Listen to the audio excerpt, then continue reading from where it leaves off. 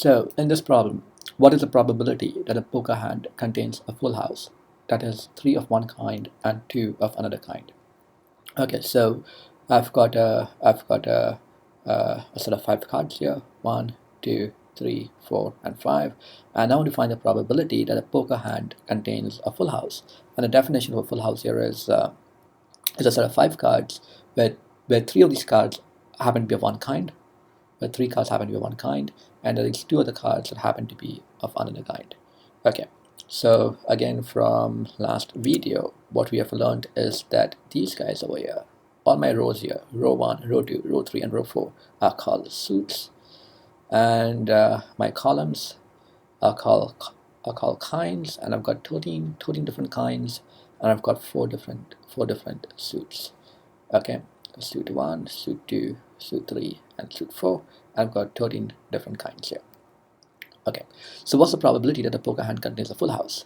All right, so before we get into the counting problem, let's look at how many different ways can I choose five cards from a total of 52 different cards. So one way to do this, I mean, the answer here is 52 choose 5, but the intuition here is that there are 52 different ways to select the first card, 51 different ways to select the second card, 50 different ways to select the third card, 49 different ways to select the fourth card, and 48 different ways to select the fifth card. Now, if I were to multiply them, keep in mind that this multiplication gives you the number of arrangements. It gives you the number of arrangements, which is nothing but the permutation. This gives you the number of arrangements that you can take five cards and arrange them from a pile of 52 cards here. This is not what we want here. We want the combinations. So if I were to take a certain set of five cards here, and let's choose, let's say this is ace of diamonds here, and let's say this happens to be two of hearts. This is three of hearts, four of hearts, and let's say five of clubs. I'm just taking one such arrangement of these five cards here. Keep in mind that this ace of diamonds, two of hearts, three of hearts, four of hearts, and five of clubs, if I were to take 5 factorial, which is 5 different ways to insert ace of diamonds in this 5 cards. Ace of diamonds could be over here, it could be over there, it could be over the third spot, it could be in the fourth spot, it could be the fifth spot. There are 5 different ways to arrange ace of diamonds, 4 different ways to arrange two of hearts. And if I multiply them all out, this gives you 5 factorial different ways that this arrangement, there are 5 factorial different arrangements that yields the same combination. Okay, so there are 5 factorial arrangements. And these arrangements are nothing but the arrangement of these 5 specific cards that are going to give you one unique combination. And a combination over here is these 5 cards here. But the position of these 5 cards, there are 5 factorial different ways to arrange them. And because they yield one unique combination, how many different arrangements do I have to begin with? Well, I've got a total of these many different arrangements. I've got these many different arrangements that I have to begin with, which is 52 times 51 times 50 times 49 times 48. So how many unique combinations does this yield? Well, this is nothing but this piece in orange times 1 over 5 factorial, and that gives you 52 choose 5.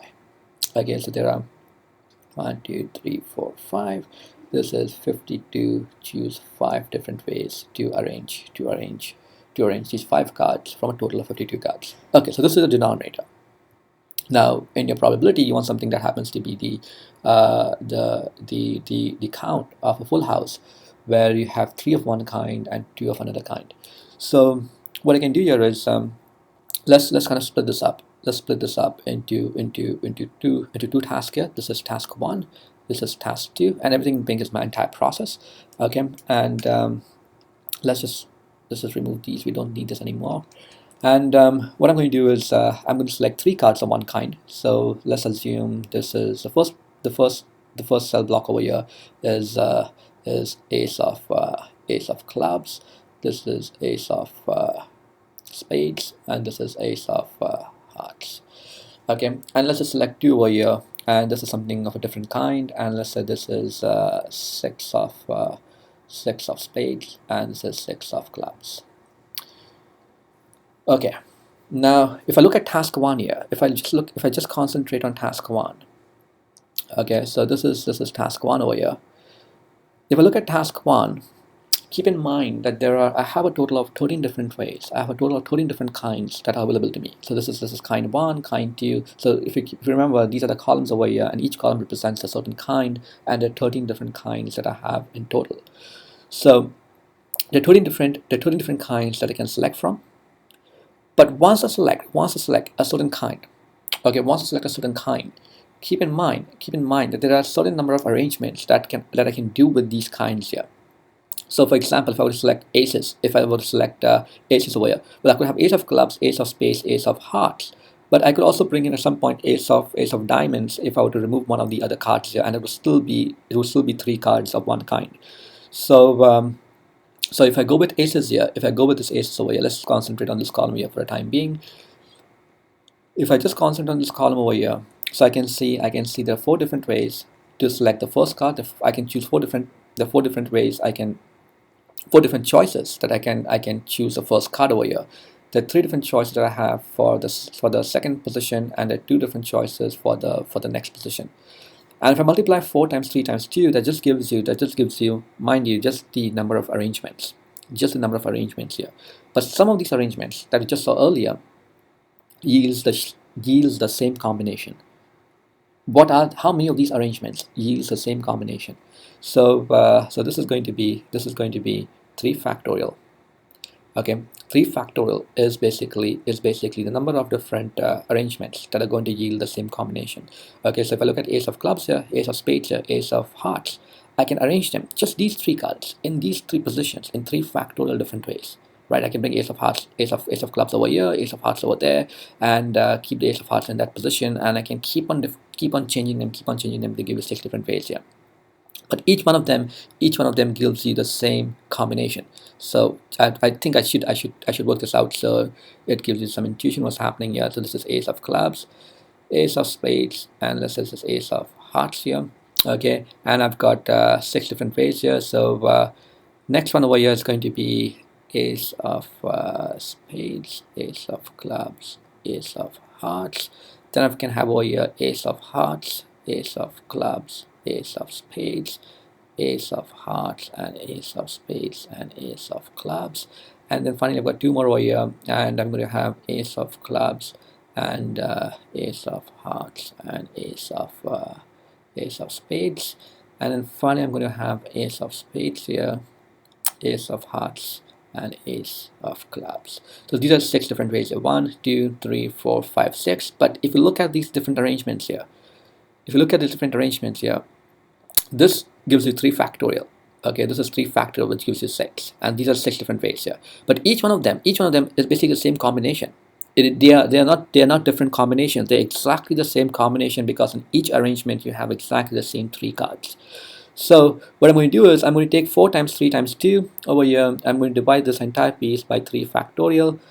Okay, this is divided by 3 factorial, and by dividing by 3 factorial, I'm kind of getting rid of those different arrangements. And there are 13 different ways. To select the kinds. Okay, so that's task 1 here. For task 2 is the same idea. If I select one kind for task 1, I have 12 different kinds remaining for task 2. So I've got 12 different kinds for task 2, and for these 2 different positions, if I were to select, let's say if I were to select this column over here for my next 2 cards. If I were to select this column over here in blue, well, keep in mind that I have 4 different ways to choose the card for this 4th position here, and there are 3 different ways to select the card for the next position over here. Okay, so that gives you 4 times 3, and then if I divide this by 2 factorial to remove those same repetition of arrangements that yields the same combination. The 2 factorial meaning 2 different ways, I can actually 2 different arrangements that yields the same combination. So by dividing by 2 factorial, I get rid of them, and 12 times 4 times 3 divided by 2 factorial gives you basically the different combinations that can happen for task 2. And then finally, I'm going to take this entire piece over here, which is this block in blue. okay, this block in blue here, and I'm going to multiply that with this second block, which is here in white. Okay, so we've got two blocks over here. This is task 1. There are these many different ways of doing task 1. There are these many different ways of doing task 2. I'm going to multiply them out. There are the total number of different ways of doing the entire process. So multiply these two out together and divide that by 50 to choose 5, and that gives you the probability. That gives you a probability that a poker hand contains a full house, that is 3 of one kind and 2 of another kind.